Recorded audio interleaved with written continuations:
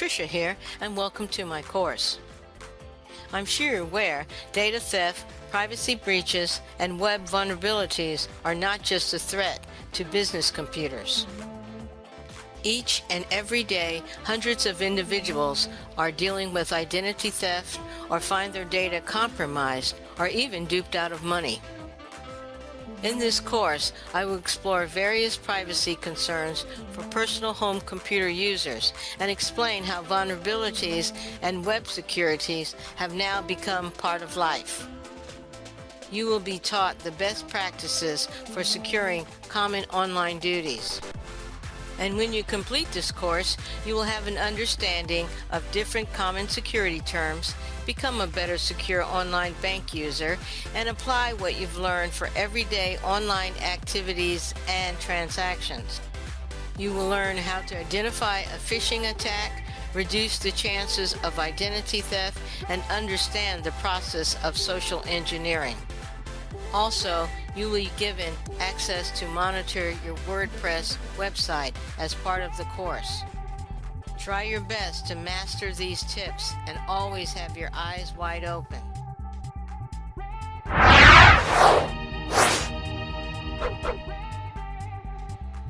Security terms and threats. Shoulder surfing usually involves an attacker actually looking over a user's shoulder for a username password combination. This can happen in the office or in a public place such as a library or an internet cafe. Dumpster diving.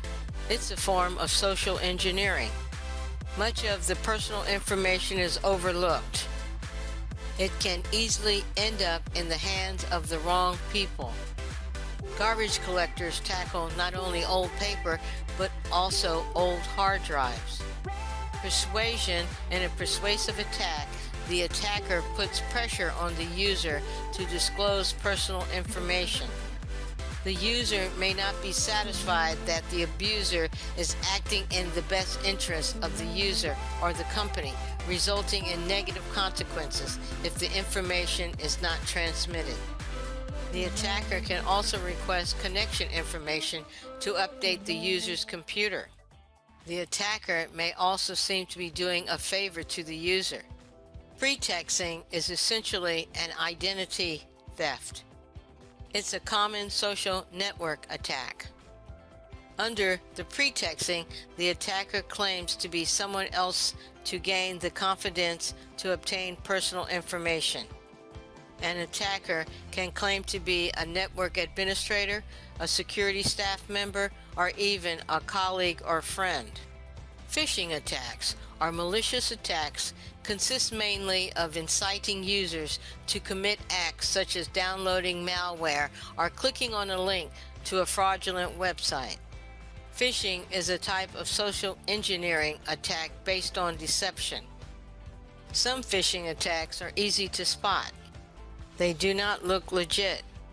Malware is a term that encompasses all forms of malware. Trojans, spyware, worms, viruses, and adware are examples of malware. The various types of malware have different forms of mitigation and different levels of consequences. Ransomware is a particularly malicious form of malware. Ransomware refers to an attack by which all files and folders of a computer system are encrypted and kept for ransom. Cookies. A cookie is a very small data file that a website can write to your hard drive.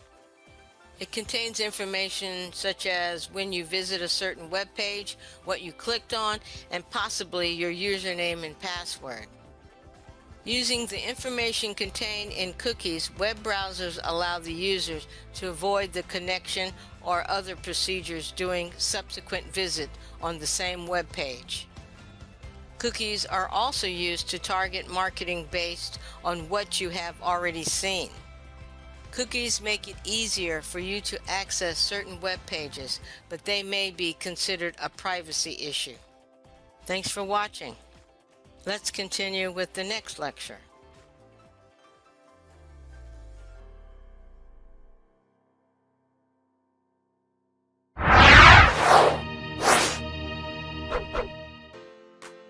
Social engineering is an attack that tries to take advantage of human nature. Social engineering takes many forms: dumpster diving, shoulder surfing, persuasion, and pretexting, just to name a few, used to get a username and password combination. This can happen in the office or in a public place, such as a library or internet cafe. Unfortunately, the problem is not just about people looking over your shoulder, but also hidden cameras that are well placed to record information. The increased use of laptops and remote computing has increased the threat of shoulder navigation. Dumpster diving. Rummaging through a dumpster is another form of social engineering. Many personal information is overlooked. It can easily end up in the hands of the wrong people. Garbage collectors tackle not only old paper, but also old hard disk. Many hard drives contain sensitive information that is accessible and usable. Even deleted data can be brought back and used. The best strategy is to completely destroy old hard drives that may contain sensitive data and shred old documents.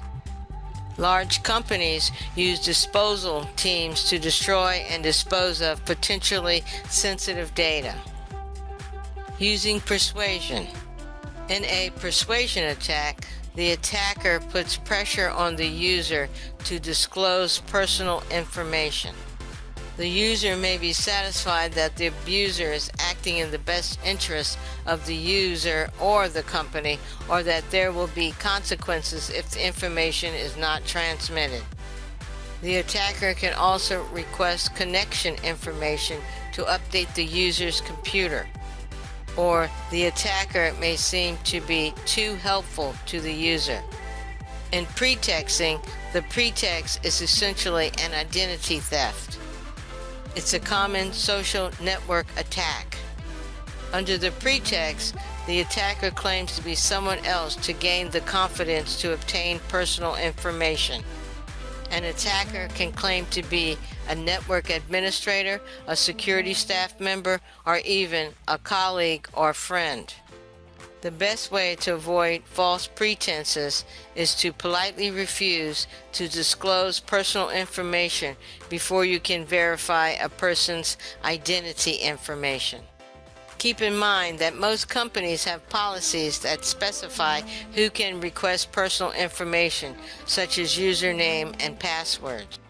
There are other scams that are limited only by the imagination of the attacker.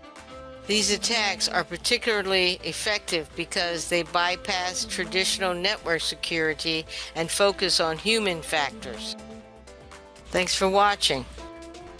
Let's continue with the next lecture.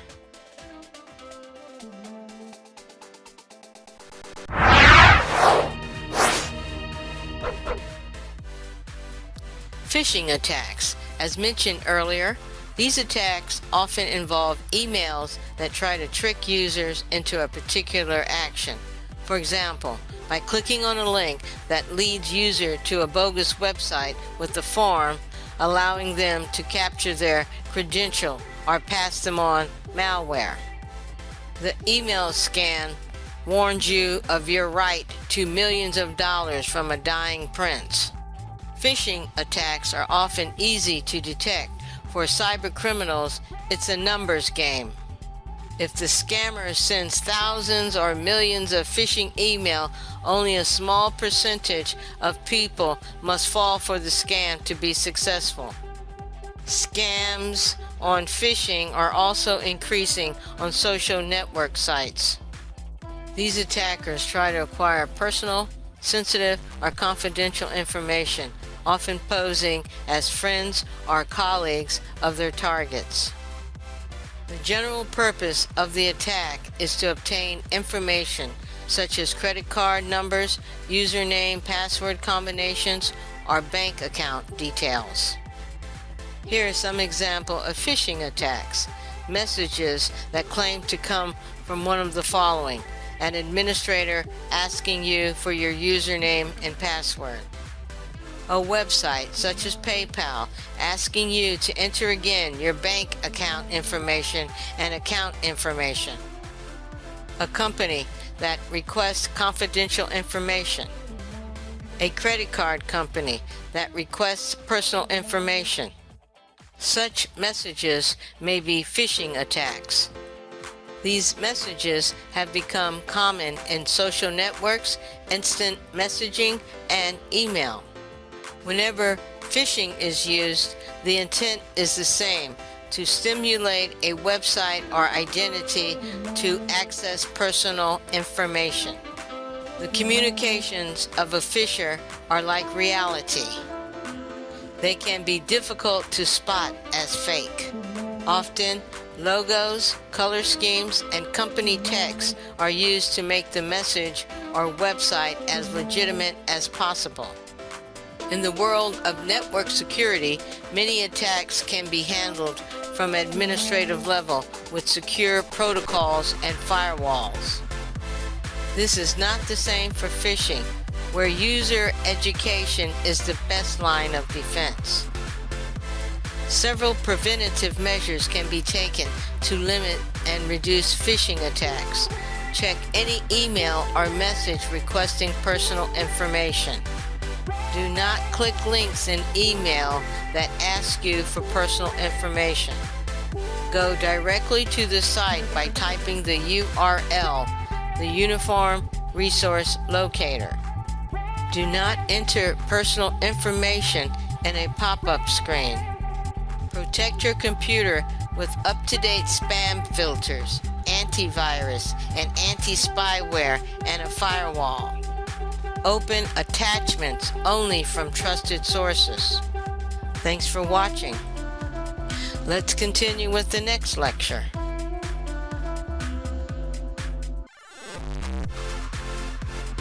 So let's talk about phishing and how you can spot phishing and protect yourself. If you follow these rules and guidelines, generally speaking, you will be able to figure out that the email that you receive, the phone call that you receive, or whatever communication or even mail that you receive is phishing. Now, let me explain to you what phishing is all about for those of you who don't know what phishing is. Let's say, for example, that you use eBay, and then you get an email that says you have violated eBay's terms and conditions. You see, generally, the email starts out with something that is trying to strike fear into you by saying something like you did something wrong. But in reality, what they're trying to do is to get you to click on the link, get you to log in to a fake site where they basically can figure out your username and password and or any other information that you might be providing. Now, phishing was very, very popular back in the day, and I still remember receiving an email from eBay because I'm using this example, but I still remember receiving an email from eBay and it's saying you have violated the seller policies, because at that time I still remember selling on eBay and thinking, oh crap, what did I do that was wrong? I don't think I did anything wrong, but you know what, I almost clicked on the link and I almost logged in. But if you look carefully at the email, generally speaking, number one, the email is not written well. So a lot of spelling mistakes, a lot of grammatical errors. Or number two, you click on the link, it doesn't say ebay.com. It says something like www.xyz.com/eBay. And that's where a lot of people get you, is if you don't look at the link that you click, or look at the link itself before you click it, then that can be problematic. So I've actually gone to Google and went to their images section just to pull up some examples of phishing emails. Now, a lot of times, as you can see here, you're probably not be able to see this because it's kind of blurry, but the link itself says ebay.com. But if you hover over the link, you'll actually be able to see whether that link is truly ebay.com. Now, I don't recommend you clicking on it because it could have spyware. But let me give you an example here. If I'm using an internet browser and I go to Google and I hover over any link, you notice in the bottom left-hand corner, you're able to see the link change. So even though it might say, like for example here, speedtest.net, if you look down in the bottom left-hand corner, I'm going to zoom in here, that is the actual link. So even though the link says ebay.com, it doesn't necessarily mean that it's going to go to ebay.com. The way you can tell the real true link is by looking at the bottom left-hand corner. So if you are suspicious of the email that you received, highlight the link and look at the bottom left-hand corner. If it does not say ebay.com or whatever your bank site is, it's probably a phishing email. So that's number 2, something that you can look for. Another thing, if the links look something like this, for example, nationwide email phishing right here, the links don't actually show the URL, but if you hover over the mouse here and you see in the bottom right hand corner, this is actually image, so it's not a link, but if you hover over it and you don't see nationwide.com, instead you see something like nationwide.xyz.com, then it's most likely going to be a phishing email.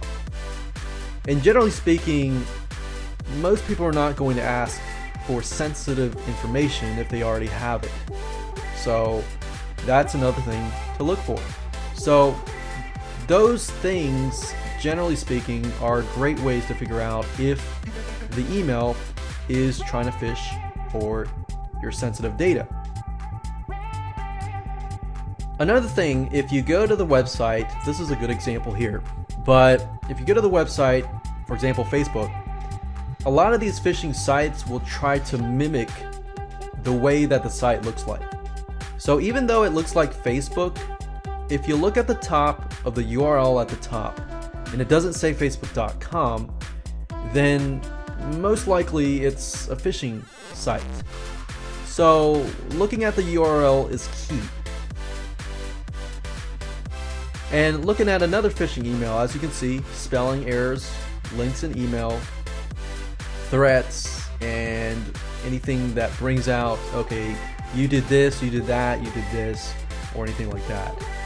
People could call you on the phone and do the same. They can threaten you and say, hey, you have done this, you have done that.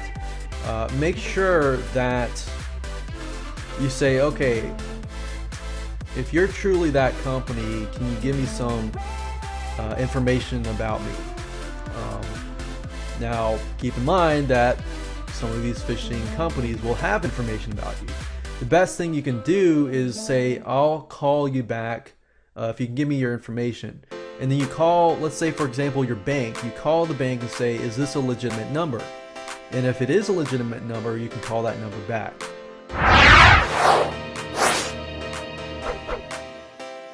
Unfortunately, cyber criminals have a number of creative ways to recover your data piece by piece until they have enough to steal your identity.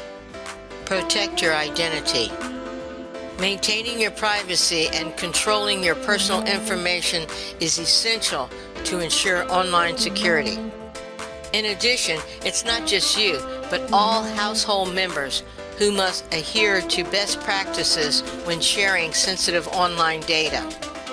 If a computer is shared at home, a keylogger or other malicious program can affect everyone who uses this system. To avoid identity theft, consider the following. Be aware of the types of data that a cyber criminal is looking for. Be very clear about what sensitive personal data is and how to use it. Protect your Social Security or Social Insurance number at all costs. You will very rarely need to put this number online. It should be stored safely most of the time. Watch your credit report. Make it a habit to check your credit activity for free with the 3 credit reporting agencies. Create strong passwords. Weak and low-level, easy-to-remember passwords can cause data leaks. Use credit card numbers only on reliable sites. Check secure transfers before entering credit card information. Carefully protect your addresses and phone numbers. Clear the browser cache if you are using a public computer. Do not use self-filling forms on public computers. Limit personal data sent via wireless public access. Make sure you do checks on social networking sites.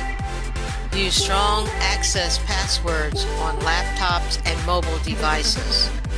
Securely take the old computer equipment and toss it out. Make sure your home wireless access point uses a reinforced encryption. This was a partial list of some of the common strategies for data protection and privacy. Many are just common sense, but people click too quickly on links and forget the basis of security. Thanks for watching. Let's continue with the next lecture.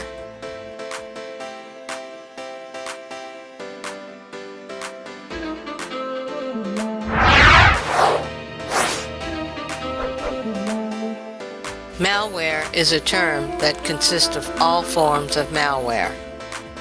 Trojans, worms, viruses, spyware, and adware are examples of malware. The different types of malware have various forms of mitigation and different levels of consequences. For most malware, an up-to-date virus scanner is effective at detecting, blocking, and discarding malware. Malware is constantly moving, constantly modified to avoid detection. Of course, if your system's virus definitions are out of date, they will not be able to detect and get rid of the latest malware from your system. Ransomware is a type of malware against which antiviruses are not effective. Ransomware is a particularly malicious form of malware. Ransomware refers to an attack by which all files and folders of a computer system are encrypted and kept for ransom. Without the decryption key, users no longer have access to their own files and data. Once the act is complete, the computer user is informed using text files or messages. This can happen when trying to access a document or other files, a pop-up window, or an email. The note informs the user that the files are encrypted and that to access them again, it will be necessary to send money to a particular address. The address is usually located abroad, and if the money is sent, there is no guarantee that the files will be published. Ransomware attacks were rare, but in recent years they have become more commonplace. They are a frightening prospect for corporate IT administrators.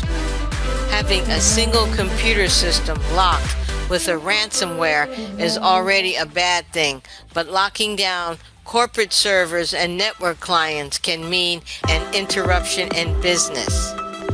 The financial impact of data loss could be significant for a company. What can you do if you are a victim of a ransomware or similar malicious program? There are 2 options.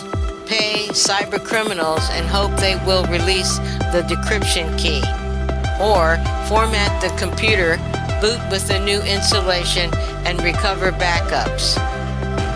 The last point is highly recommended, as there is no guarantee that malware will not re-enter the data later. That's why you always need to have a recent backup of critical. During an attack by ransomware, it is possible to lose all files, including your photos and other items difficult to replace. Thanks for watching. Let's continue with the next lecture.